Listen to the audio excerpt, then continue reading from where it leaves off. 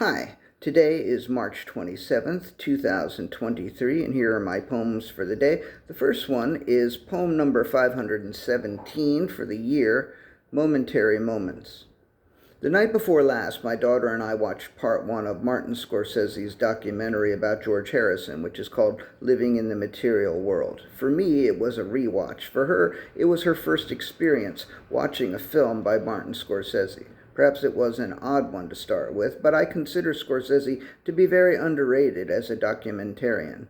And the kid and I had been talking about the space between us all and the people who, I think you know the rest. I was looking forward to the part in the documentary where the Beatles meet the Maharishi. And when we got there, and we got to where George Harrison was talking about how transcendental meditation brought him closer to God, I have to admit I got a little jealous, because when I got the transcendental meditation training, there was no talk of God whatsoever.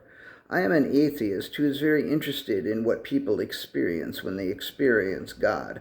I believe that it is possible to have these experiences without believing in God. George Harrison said that it is not necessary to believe. He said it's a real experience and there's nothing mystical about it.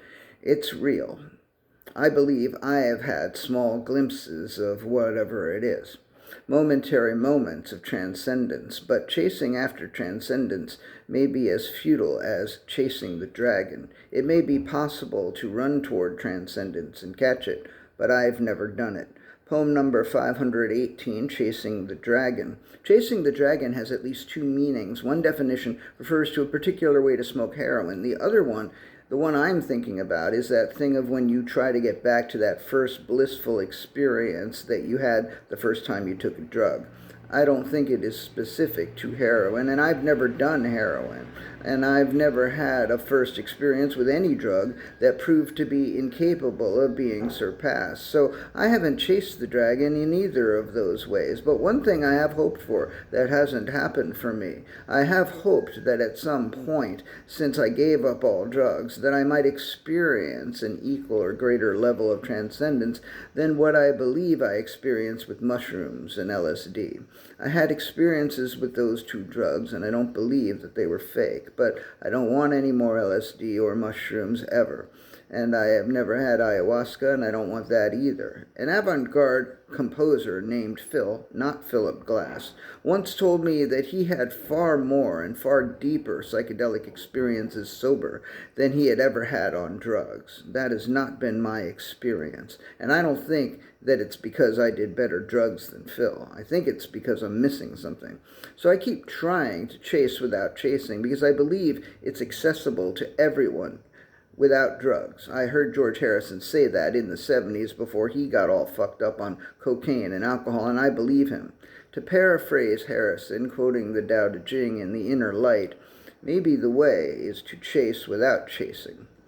Poem number 519, Return of the Elephant. Matt Keating sent me a song yesterday that Harrison wrote about his fucked up on cocaine and alcohol period.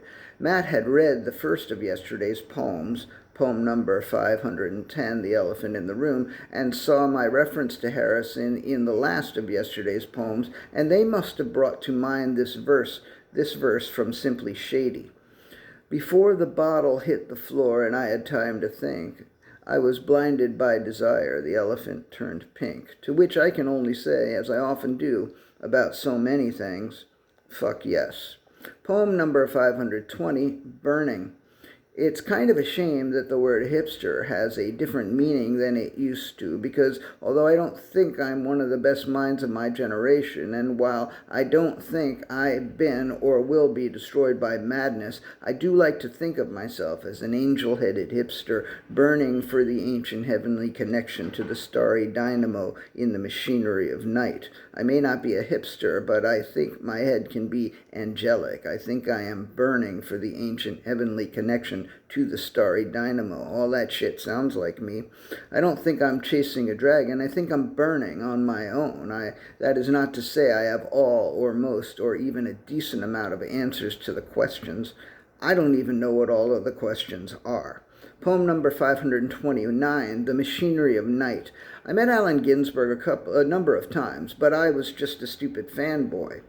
But as I look at that line again, angel-headed hipsters burning for the ancient heavenly connection to the starry dynamo in the machinery of night, it occurs to me to ask, is it the angel-headed hipsters that are in the machinery of night, or is it the starry dynamo that is in the machinery of night? I always thought it was the hipsters, but now I think it might be the starry dynamo, and now it's too late to ask. I took out my copy of the annotated Howl, not expecting to get an answer, and I didn't. I Googled the question as it is written above, not expecting to get an answer, and I found this.